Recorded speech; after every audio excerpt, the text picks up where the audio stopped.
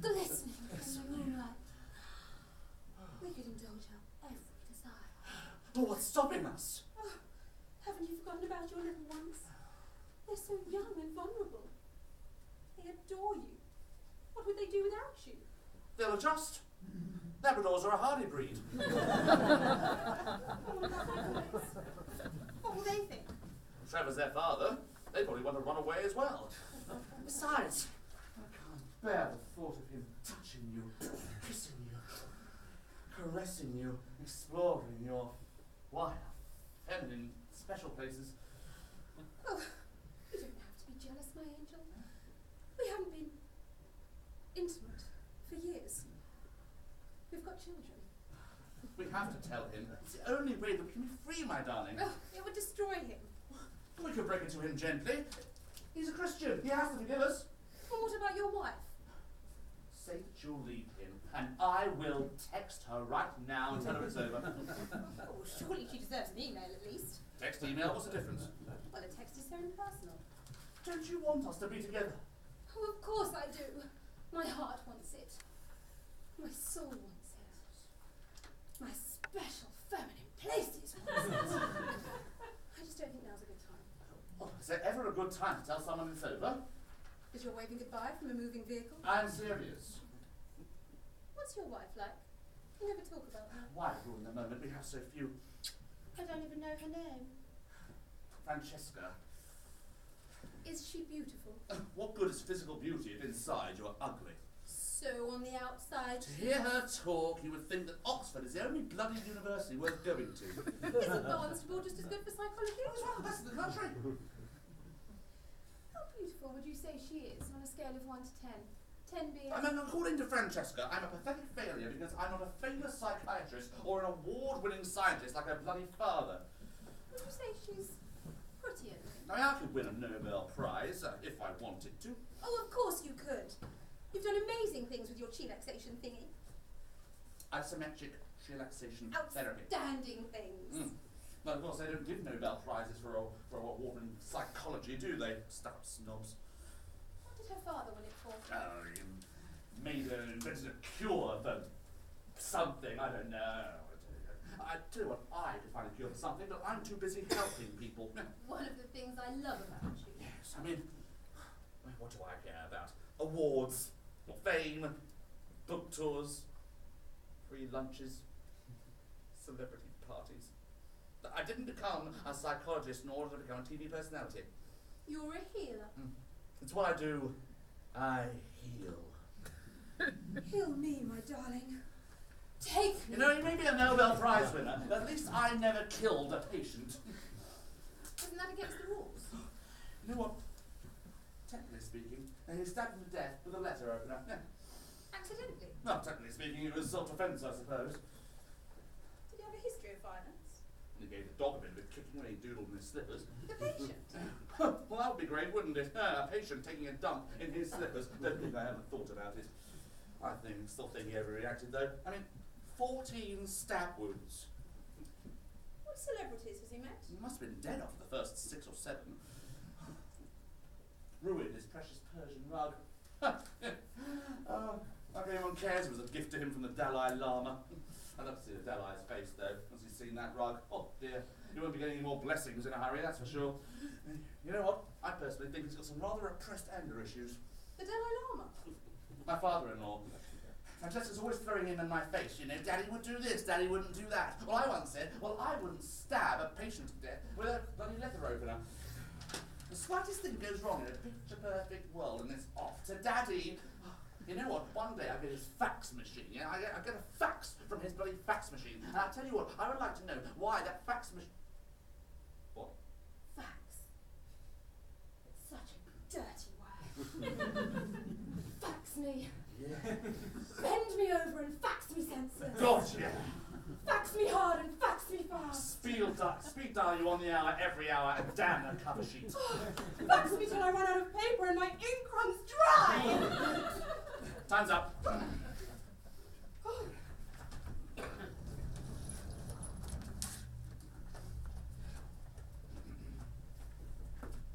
Come through, Trevor. Sweet.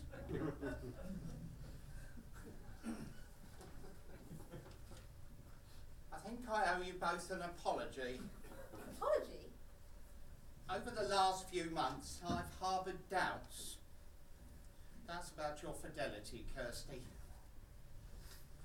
I was pretty small when I found out that all this time you were here with Sebastian, hard at it, banging away, trying to save our marriage. Can you ever forgive me, my love? Nothing to forgive you for, my darling. That's odd. Oh, what on earth can that be? It's a rope with knots in it. Perhaps it's for... Not therapy. Not therapy. Yes, you know, like quilt making or basket weaving, but with knots. The knot therapist must have... Dropped it. Oh, yes, of course. Think I'm an idiot? I know exactly what's been going on here. Oh, surely you're not suggesting that Your we... so-called knot therapist don't know the first thing about knot craft. What's it supposed to be, for goodness sake? A sheep shag. Sheep shagging. Shank! Sheep shank.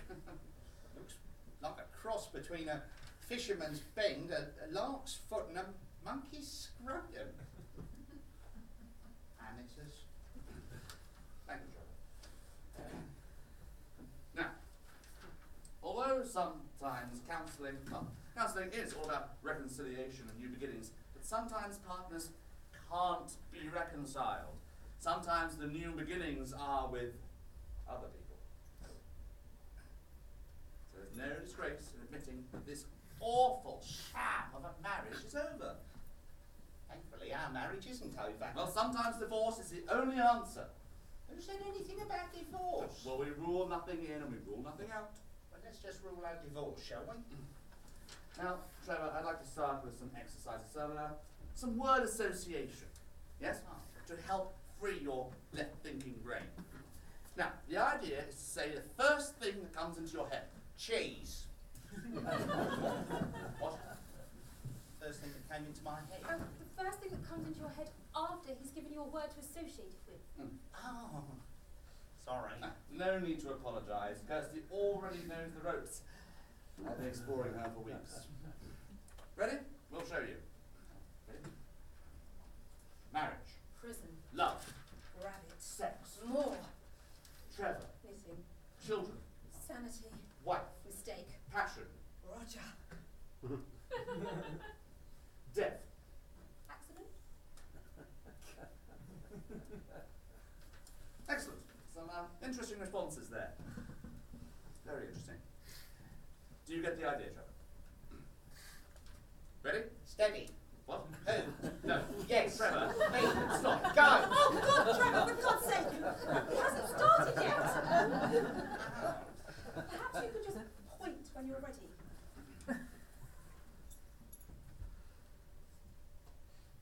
Mother.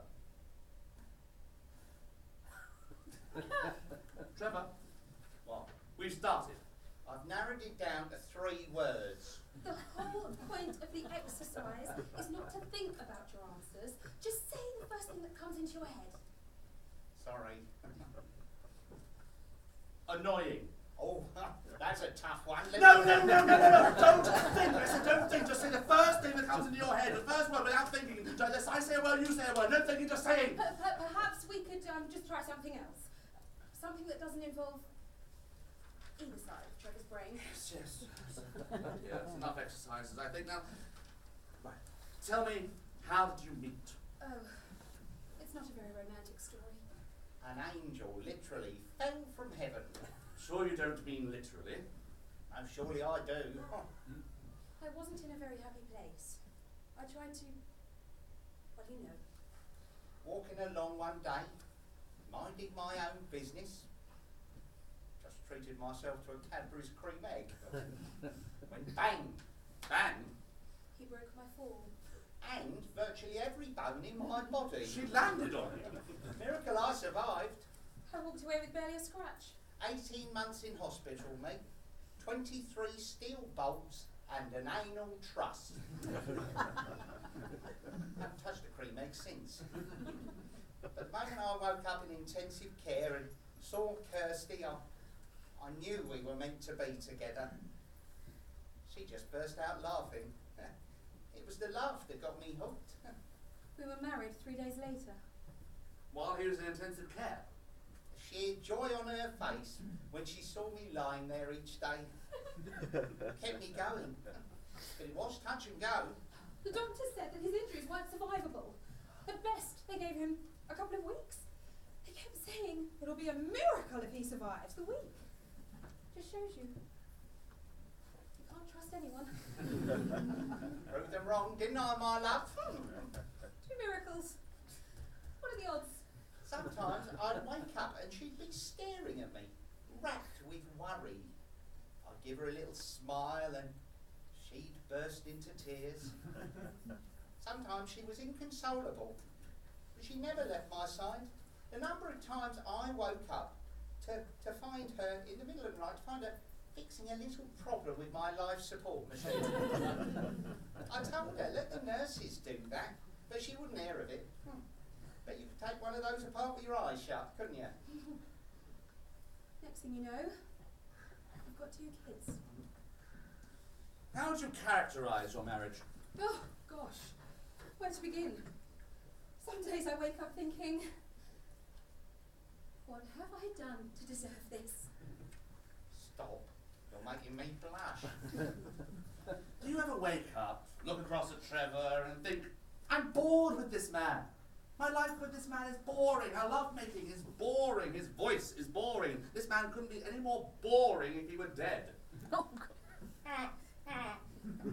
She'd need X-ray vision to look across at me in the morning. Why is that? We sleep in separate rooms. Trevor was interfering with my chakras. And blocking her pranus. Pardon me? My brainus. It's one of the 5 organs of vitality or sensation. Last thing anyone needs is a blocked pranus. Never realised how debilitating bad feng shui could be. I was having trouble sleeping, and a friend suggested a famous shui expert she knew.